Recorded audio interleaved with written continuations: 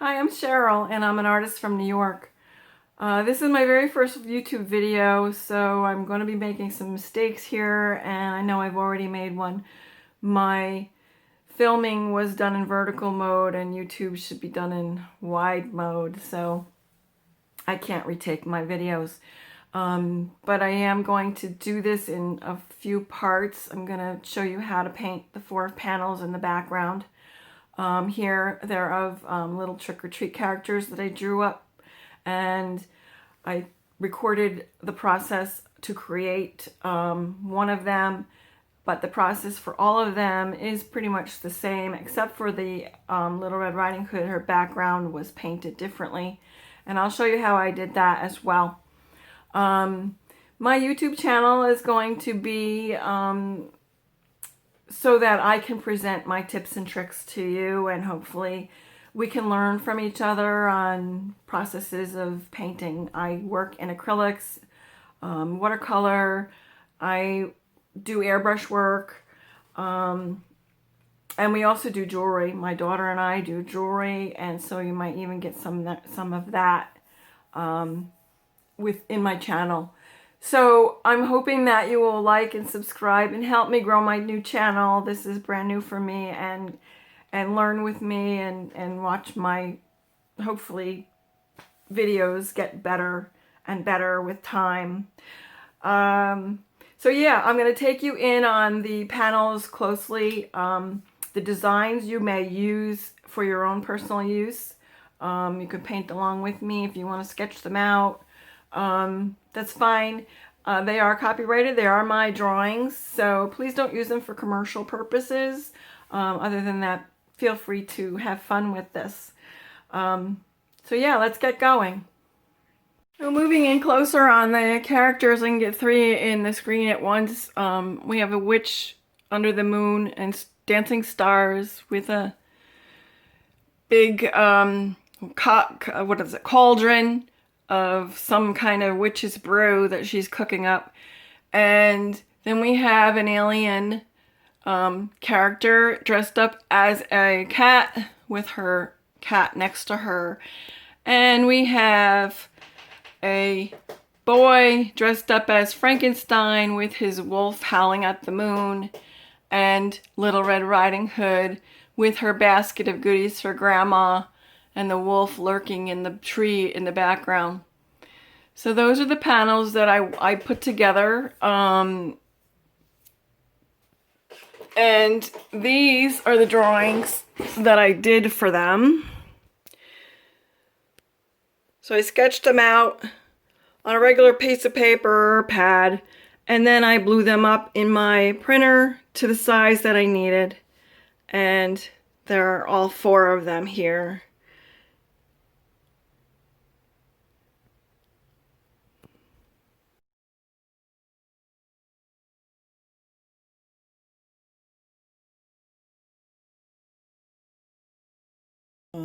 Of plywood that I cut down to size, and then I gessoed them.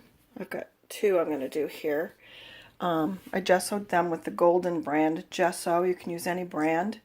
And I used a big 1.5 inch paintbrush, which I had dampened, and just quickly spread the gesso out. So now I'm at the point where I'm going to sand them a little bit using a sanding block, and then I'm going to give them another coat of gesso. So working with the gesso, you want to just go in the grain of the wood. I'm not trying to get a perfect surface here. I'm just trying to cover it with the gesso. This is my second coat, and it'll give me a base too, so that the paint won't absorb into the wood.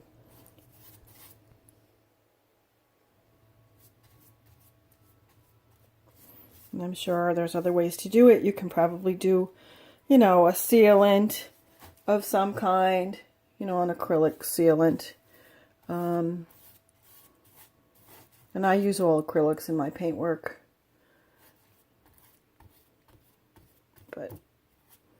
So once I've got the gesso on there, I like to go over it real quick before it dries and just make it single strokes so that you don't have a bunch of brush strokes in it. So once this dries, that panel will be ready, and I'm going to do the next one the same way.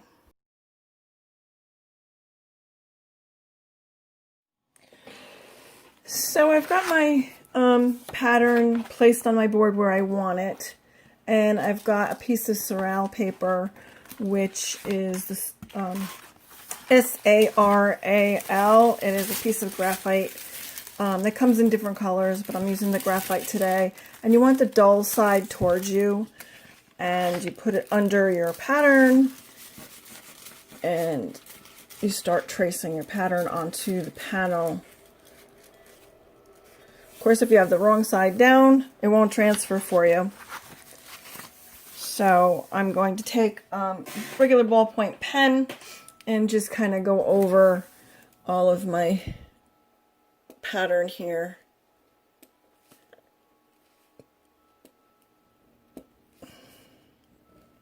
Doesn't have to be perfect because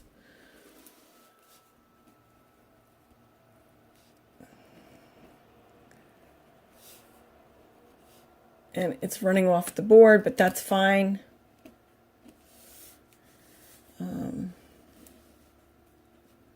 Trees are organic, so they don't have to be actually perfect. So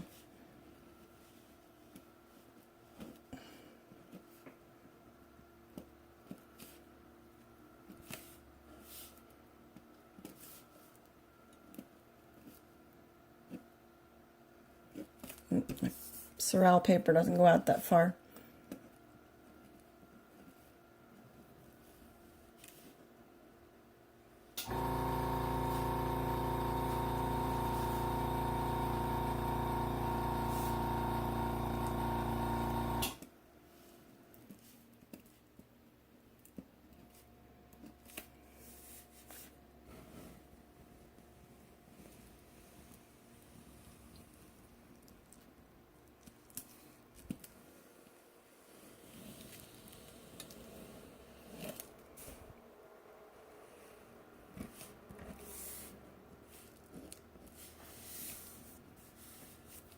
See how it transfers doing.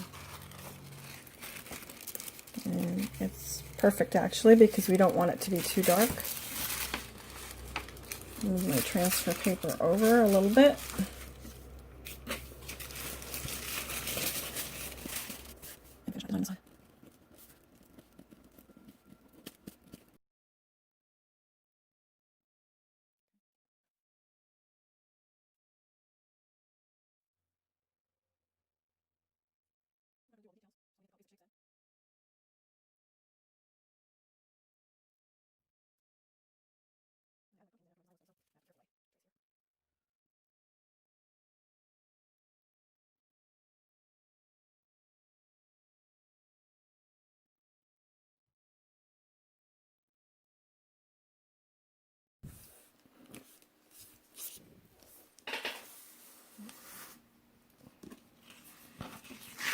See how we're doing.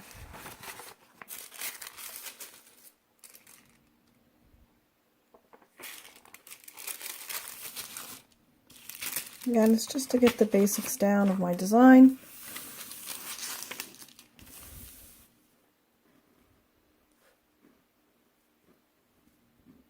Do her pleated skirt.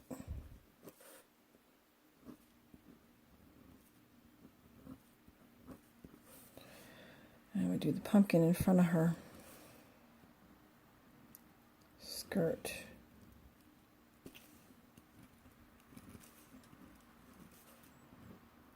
Traditional pumpkin with a cat mouth.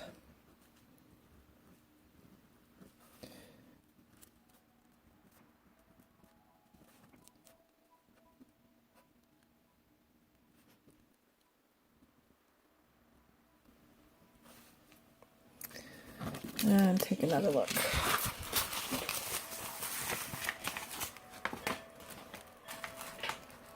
And I think that looks pretty sufficient. I'm one little spot, I think, just to make sure I have it right.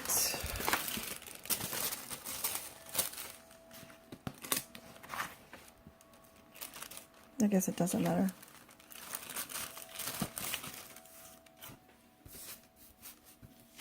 And my pattern moved. So that is that. That's transferring your design over to your panel. And that's what we have left. Tone this panel with some, like a rusty brown color, which will help me when I go to base in my colors.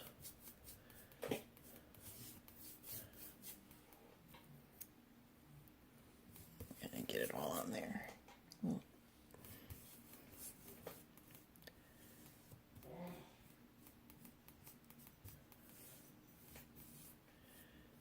It also tones down the line work so that it's not so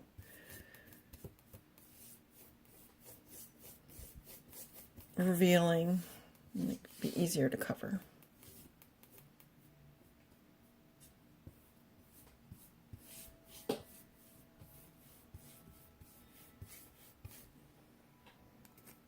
Kind of slop it on there.